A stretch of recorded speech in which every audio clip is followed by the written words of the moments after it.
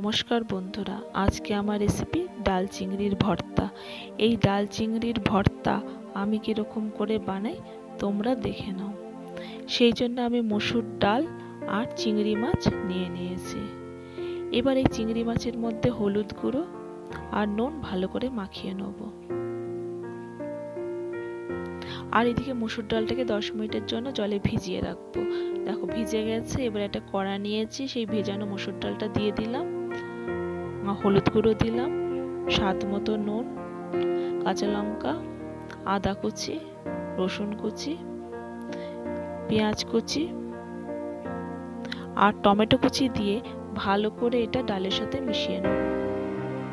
দেখো ভালো করে মাখা হয়ে গেছে। এবার পরিমাণ মতো জল দিয়ে এটা গ্যাসে বসিয়ে দেবো। এটাকে ফুটতে দেবো ফুল আছে। দেখো ফুটে উঠেছে।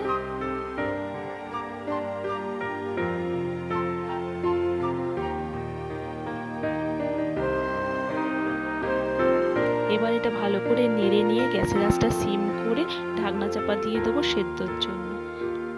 দেখো সেদ্ধ হয়ে গেছে। এবার আরেকটা ফ্রাইং প্যান বসিয়ে দিলাম, তাতে সর্ষের তেল দিলাম, তার মধ্যে একটা শুকনো লঙ্কা দিলাম, সেটা ভেজে নেব। দেখো শুকনো লঙ্কাটা আমার ভাজা হয়ে গেছে, তুলে নিলাম। তাতে পেঁয়াজ কুচি দিলাম আর চিংড়ি মাছটা দিয়ে দিলাম, দিয়ে এবার ভালো করে ভেজে নেব।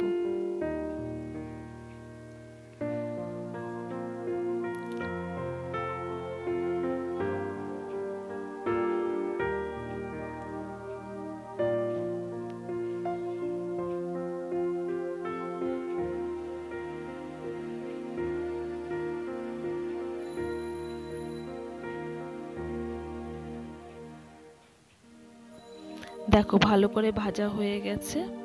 এবার এটা আমি নামিয়ে নেব। এবার একটা বাটি নিয়ে নিয়েছি, তাতে শুকনো লঙ্কাটা দিয়ে দিলাম। এবার শুকনো লঙ্কাটা একটু মেখে নিলাম। এবার তার মধ্যে চিংড়ি মাছটা আর পেঁয়াজ ভাজাটাও দিয়ে দিলাম, দিয়ে আবারও ভালো করে মেখে নেব।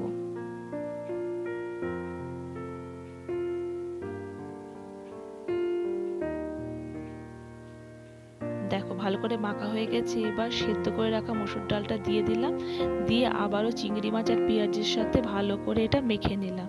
মেখে নিলেই তৈরি হয়ে যাবে আমার ডাল চিংড়ির ভর্তা। আমার চ্যানেলটা যদি ভালো লাগে তাহলে লাইক, শেয়ার অ্যান্ড সাবস্ক্রাইব করে দেবেন।